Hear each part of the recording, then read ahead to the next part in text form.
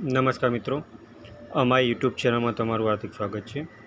મિત્રો, અત્યારે RBI grade બીની અંદર જાહેરાત કરેલી છે, જેની અંદર તમારે ફોર્મ કેવી રીતના ભરવું, આ ફોર્મ ભરવા માટેની લાસ્ટ ડેટ કઈ છે, જોબ માટેનું લોકેશન શું રહેશે અને આ ફોર્મ ભરવા માટે તમારે મિનિમમ લાયકાત શું હોવી જોઈએ એ તમે આ વિડીયોના માધ્યમ દ્વારા જોઈ શકશો. તો મિત્રો, સૌપ્રથમ તમે અમારી ચેનલ ઉપર ન હો તો અમારી ચેનલને સબસ્ક્રાઈબ કરી લેજો અને બાજુમાં આપેલ બે આઇકોનને ક્લિક કરી લેજો, જેથી કરીને રોજ નવા વિડીયોની નોટિફિકેશન તમને મળતી રહે. તો મિત્રો, તમે સૌપ્રથમ મારું ગુજરાત.in કરીને વેબસાઇટ ઓપન કરશો તો એની અંદર તમને જોવા મળશે કે આરબીઆઈ ગ્રેડ બી રિક્રુટમેન્ટ 2024 એટલે કે રિઝર્વ બેંક ઓફ ઇન્ડિયાની અંદર ગ્રેડ બી ઓફિસર માટેની જગ્યા પડેલી છે, જેની અંદર તમારે કુલ થઈને 94 જગ્યાઓ છે અને આ જોબ લોકેશન ઓલ ઓવર ઇન્ડિયામાં રહેશે. હવે આ ફોર્મ ભરવાના ચાલુ થઈ ગયા છે અને આ ફોર્મ ભરવા માટેની છેલ્લી તારીખ 16/8/2024 છે અને આ ફોર્મ તમારે ઓનલાઈન જ ભરવાનું છે. હવે આ માટે તમારે જોઈએ તો તમારે મિનિમમ લાયકાત શું માગેલી છે, તો ગ્રેડ બી જનરલ માટે ગ્રેજ્યુએશન તમારે મિનિમમ 50% સાથે પાસ કરેલું હોવું જોઈએ અથવા તો પોસ્ટ ગ્રેજ્યુએશન 55% સાથે પાસ કરેલું હોવું જોઈએ.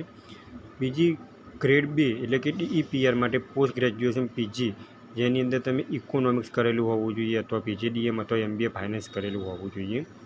ગ્રેડ બી DSI માટે પોસ્ટ ગ્રેજ્યુએશન પીજી એટલે કે તમે મેથેમેટિક્સ અને સ્ટેટિસ્ટિક્સની અંદર કરેલું હોવું જોઈએ. હવે આ ફોર્મ ભરવા માટે તમારી મિનિમમ ઉંમર 21 થી 30 વર્ષની હોવી જોઈએ અને આ ફોર્મ ભરવા માટે તમારે એપ્લિકેશન ફી 850 રૂપિયા છે. જે લોકો જનરલ કેટેગરીમાં આવે છે, OBC કેટેગરીમાં આવે છે, EWS કેટેગરીમાં આવે છે તેવા લોકો માટે 850 રૂપિયા ફી છે અને જે લોકો SC કેટેગરીમાં આવે છે, ST કેટેગરીમાં આવે છે તેવા લોકો માટે 100 રૂપિયા ચલણ છે ઓનલી ફોર. હવે આ માટે તમારી સિલેક્શન પ્રોસેસ કેવી રીતના થશે, તો સૌપ્રથમ તમારે પ્રિલિમિનરી એક્ઝામ આવશે કે MCQ બેઝ એક્ઝામ આવશે. ત્યારબાદ તમે પ્રિલિમિનરી એક્ઝામ પાસ કરશો એના બાદ તમારે મેઇન એક્ઝામ આવશે અને મેઇન એક્ઝામ તમે પાસ કરશો તેના બાદ ઇન્ટરવ્યૂ આવશે અને ત્યારબાદ તમારે ડોક્યુમેન્ટ વેરિફિકેશન અને મેડિકલ ફિટનેસ આવશે. હવે આ માટે તમારે પેટર્ન કેવી રીતના રહેશે, તો પ્રિલિમ્સ એક્ઝામ તમારે મિનિમમ 200 માર્ક્સની રહેશે, જેનો સમય તમારે 2 કલાકનો રહેશે.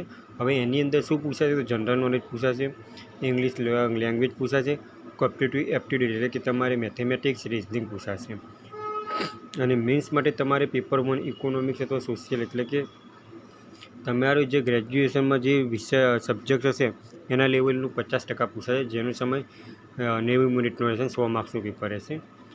હવે મિત્રો, જો તમારે વધારે માહિતી જોઈતી હોય તો અહીંયા નોટિફિકેશન આપેલી છે, એ નોટિફિકેશન તમે ઉપર કરશો તો વધારેની માહિતી મળી શકશે.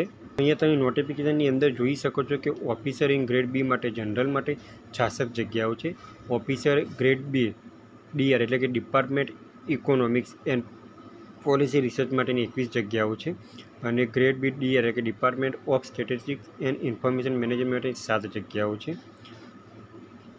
બરાબર, આમ કુલ થઈને 94 જગ્યાઓ છે. હવે અહીંયા એક બીજી નોટિસ પણ આપેલી છે કે તમારે ઓનલાઈન એક્ઝામ ગ્રેડ બી માટે જનરલની 8 સપ્ટેમ્બરે એક્ઝામ આવશે. બીજી ઓનલાઈન એક્ઝામ ગ્રેડ બી એટલે DEPRની એક્ઝામ સપ્ટેમ્બર 14માં આવશે. મેઇન એક્ઝામ જનરલ માટેની 19 ઓક્ટોબરે આવશે. હવે તમારે તો એપ્લાય કેવી રીતના કરવું, તો વિડીયોના ડિસ્ક્રિપ્શનની અંદર તમને એપ્લાય ઓનલાઈનની લિંક આપેલી છે. તમે એપ્લાય ઓનલાઈન પર ક્લિક કરશો તો આ રીતના એક વેબ પેજ ઓપન થશે, જેના તમારે જે પહેલી વેકન્સી આપેલી છે કે director recruitment for the post officer in grade B, એના પર તમારે ક્લિક કરવાનું રહેશે. ત્યારબાદ તમે અહીંયા જોઈ શકો છો online application form. Online application form પર ક્લિક કરશો તો તમને આ રીતના એક વેબ પેજ ઓપન થશે, જે તમારે બેંકની કોઈપણ ભરતી હોય એ તમારે કોમ્પ્યુટરની અંદર જ ઓપન થશે, મોબાઈલની અંદર તમારે ઓપન થશે નહીં.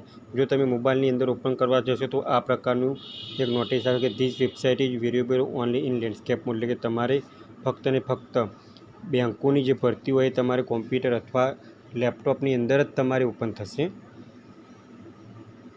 તો મિત્રો, જે મિત્રોએ ગ્રેજ્યુએશન કરેલું છે અને જે મિત્રો બેંકમાં જોબ કરવા માગતા હોય તેવા મિત્રોને આ વિડીયો આગળ શેર કરો અને રોજ ભરતીના લગતા વિડીયો અને ટેકનિકલના લગતા વિડીયો જોવા માટે અમારી ચેનલને સબસ્ક્રાઈબ કરતા રહો. જો મિત્રો તમને આ વિડીયો ગમ્યો તો લાઇક કરજો, શેર કરજો અને સબસ્ક્રાઈબ કરજો. Thanks for watching the video.